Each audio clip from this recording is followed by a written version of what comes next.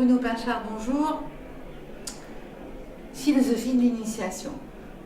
Je dirais presque que si on s'en tient aux choses que l'on entend d'ordinaire, il y a quand même avoir un peu le front de mettre en association le terme de philosophie et le terme d'initiation, puisqu'il me semble que même Platon disait qu'au-delà d'un certain stade, même lui, il ne pourrait pas parler. Comment vous est venu ce cheminement qui fait que vous avez eu le culot d'intituler un livre « Philosophie d'initiation » ? Pour deux raisons, c'est que quand même Platon et ses élèves jusqu'à Proclus font de la vision du beau dans le centre de leur expérience philosophique. Donc il y avait une légitimité à rejeter un regard philosophique sur l'initiation. C'est parfaitement vrai que Platon signifie que s'il y avait à écrire un livre sur l'initiation, lui, il ne l'écrirait pas parce qu'il estimait que la pensée rationnelle ne pouvait pas parvenir jusqu'à l'énoncé de l'initiation dans son cœur. Mais inversement, il ajoutait que la philosophie est une préparation à l'initiation. Bon. Donc, les plus beaux mots de la philosophie grecque sont liés au concept d'initiation, épitélès, téléion, l'idée d'un accomplissement de l'être humain dans une vision radicale dont le beau, en fait, est le cœur vivant. Ça, c'est la première chose qui est une racine indiscutable. Le reste, c'est évidemment la démarche qui consiste à essayer de comprendre ce que c'est que le fait initiatique aujourd'hui. C'est une démarche plus anthropologique. On se donne un parcours qui pourrait être celui des sciences humaines, de l'ethnologie ou de l'anthropologie. Il y a des gens qui sont engagés dans une activité initiatique. Est-ce qu'on peut produire une intelligibilité de cette expérience ? Et donc j'ai essayé de conjoindre tradition platonicienne et un regard anthropologique sur la situation initiatique.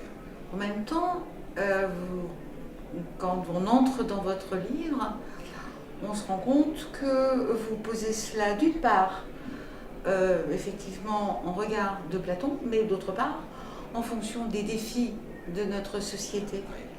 Et dans, je dirais, les drames qu'elle connaît aujourd'hui, dans les soubresauts peut-être significatifs d'une mutation, au moment où nous avons des folles amours de toutes sortes qui agitent le domaine du monde, il vous paraît, je dirais presque, quand je lis votre avant-propos, votre entrée en matière, que je me dis, vous saisissez l'urgence.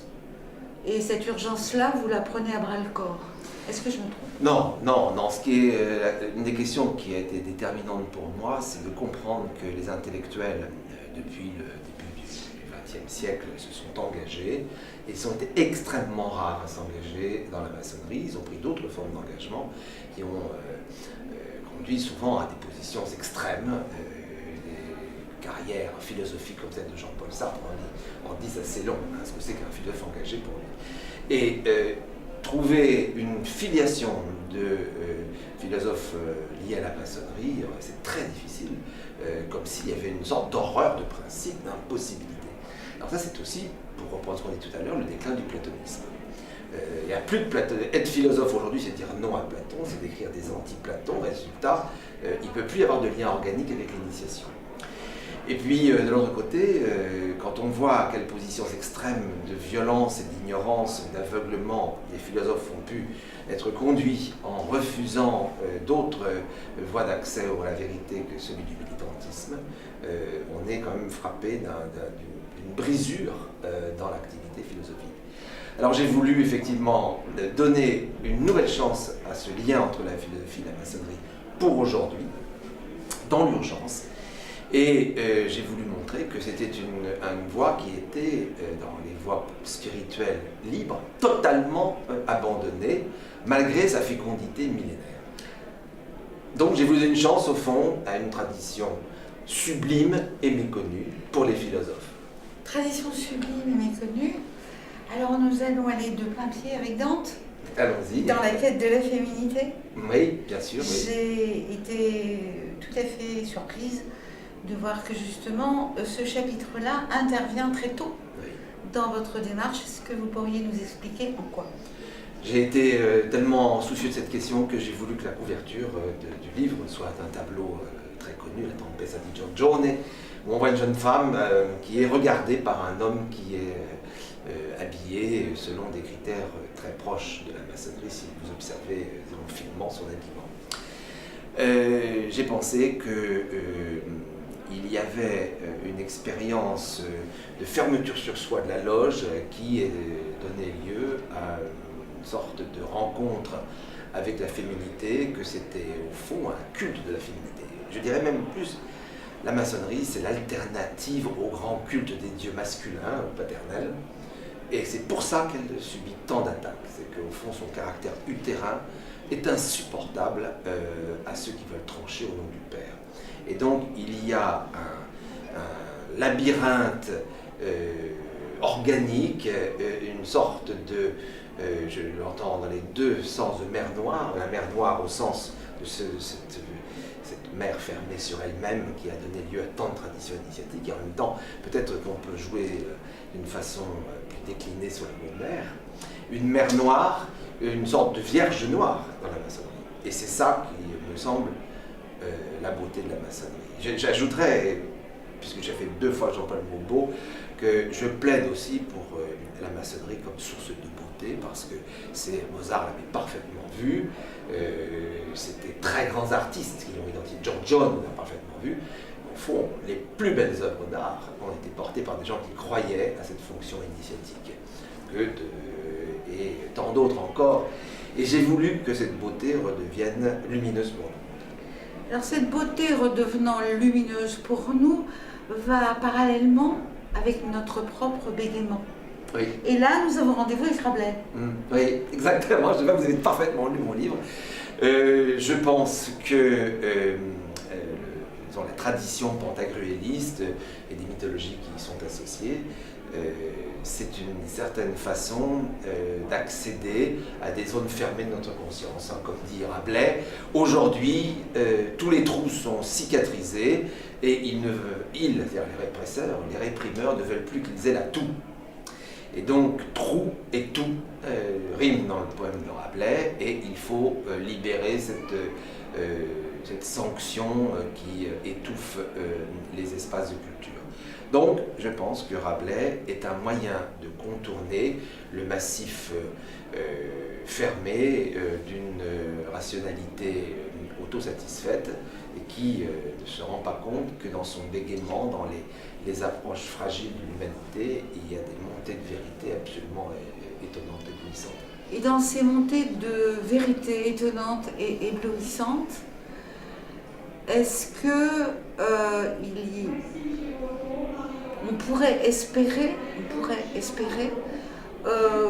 que justement on serait juste à cette lisière qui nous permettrait d'éviter le dualisme ou le pessimisme gnostique? C'est vrai que c'est la grande tentation aujourd'hui que de dire que le monde est fait d'une rivalité d'atomes et qu'il y a derrière lui un monde de lumière, mais que les deux ne participent pas d'un même principe. Et c'est vrai que Parmenas Mitz a médité profondément sur ce destin de l'Occident qui était aspiré d'une façon irréversible vers le dualisme. Mais lui, c'était pour tâche de restaurer une vue globale et, comment dirais-je, pleine du monde. Alors nous, on pourrait reprendre justement cette idée cachée d'Leibniz, c'est qu'on peut éviter le dualisme si on restitue toute sa puissance au possible. Au fond, la maçonnerie, face aux religions instituées, positives, c'est l'ouverture d'un possible. Ce possible qui passe par la féminité ou la Vierge Noire, comme je disais antérieurement. Et il y a une sorte d'ensemencement par le possible que donne la loge maçonnique. Et donc je voudrais qu'on s'empare de cette chance et qu'on suive ce cheminement en mer Noire, cette fois-ci dans un autre sens. Et je pense que seule la considération des possibles, c'est-à-dire de dire au fond que nous sommes pris dans un océan de possibles, que ce monde que nous voyons est un des possibles, mais que ce possible n'épuise pas la richesse de l'être. Il y a des surgissements d'autres possibles qui peuvent venir réparer ou réconcilier ce monde déchiré. C'est donc un plaidoyer pour ce qu'on pourrait appeler la possibilité universelle. Alors ce livre de Bruno Pinchard, qui me semble fondamental, essentiel, je le dis. Je le dis parce que je me suis promenée avec vous, j'ai rêvé avec votre texte, même si ce texte m'interroge effectivement profondément. Il s'agit bien d'un ouvrage où il est question de philosophie, où il est question d'initiation, mais je dirais que son verbe poétique, qui pour moi le verbe poétique a quelque chose d'essentiel, m'a porté, de même que les arrêts sur image qui sont d'autres propositions de cheminement que vous nous faites. Donc je voudrais qu'on finisse sur ces choix d'images. Vous avez parlé de Giorgione tout à l'heure, mais il en est d'autres. Et vous avez même parlé du tarot, des lames du tarot. En quoi faisons-nous le lien? La maçonnerie nous invite-t-elle justement à ne pas être iconoclaste, mais nous invite-t-elle au contraire à associer tous nos potentiels, comme vous le disiez tout à l'heure, mais à travers justement les images que vous avez choisies? Les images que j'ai choisies sont liées à la coalescence de force, c'est-à-dire Venise, bien sûr. Rabelais, qui est dans ce lien avec cette Venise-là, les grands éditeurs vénitiens, et le tarot qui procède de cette même région, de Padoue, de Mantoue, et de toute la basse vallée du Pô, si on peut dire. Et c'est vrai que je me sens un peu un citoyen de cette terre adriatique, qui est au fond une Adriatique de l'âme, encore. Des espaces marins qui ne sont pas, qui tranchent pas, mais qui sont latentes. Et ça latente, c'est ça qui m'attache. Et donc j'ai bien d'autres images en tête, évidemment je suis habité par beaucoup d'images. Un jour peut-être que j'aurai le privilège de reprendre ce qu'avait fait Breton avec les arts magiques, et le faire avec les arts maçonniques. Il y a plein d'images qui appartiennent à cette possibilité que j'essaye de défendre. Et je pense que un manifeste pour une beauté maçonnique est disponible dans cette tâche que je me suis imposée. Bruno Pinchard, je vous remercie infiniment et j'incite vraiment à la lecture de ce livre, que l'on soit philosophe ou pas, et je dirais que l'on soit maçon ou pas, parce que cette fenêtre ouverte nous est indispensable. Merci Bruno. Merci. Bruno Pinchard, Philosophie de l'initiation, chez Dervy.